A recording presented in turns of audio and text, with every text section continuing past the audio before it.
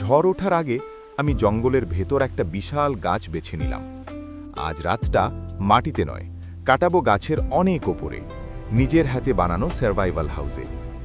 প্রথমে আমি সাবধানে গাছে উঠলাম। মোটা ডালগুলো দেখে এমন একটা জায়গা ঠিক করলাম যেখানে ঘর বানালে নিরাপদ থাকবে। তারপর কাটা কাঠ আর শক্ত বাঁশ তুলে নিয়ে ডালের সঙ্গে বেঁধে একটা মজবুত প্ল্যাটফর্ম বানালাম। নিচ থেকে ওঠার জন্য দড়ি আর কাঠের টুকরো দিয়ে বানিয়ে ফেললাম একটা রোপ ল্যাডার।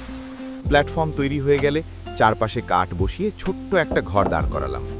ওপরে পাতা আর ত্রিপল টেনে ছাউনি দিলাম, যাতে বৃষ্টি ঢুকতে না পারে। ঘরের ভেতরে এক কোণায় মাটি আর পাথর দিয়ে ছোট রান্নার জায়গা বানালাম। তারপর শুকনো ডাল, পাতা আর নারকেলের আঁশ জড়ো করে আগুন ধরালাম। কিছুক্ষণ পর আগুন স্টেডি হয়ে উঠতেই কেতলিতে পানি বসিয়ে চা বানালাম।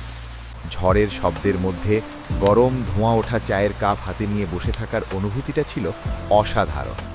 রাত গভীর হলে পাটখড়ি, শুকনো পাতা আর কাপড় দিয়ে একটা বিছানা তৈরি করলাম।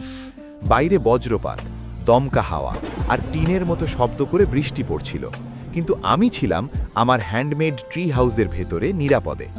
শেষে সেই উষ্ণ ছোট্ট আশ্রয়ে শুয়ে পড়লাম আর ঝড়ের রাতটা গাছের মাথায় ঘুমিয়েই কাটালাম।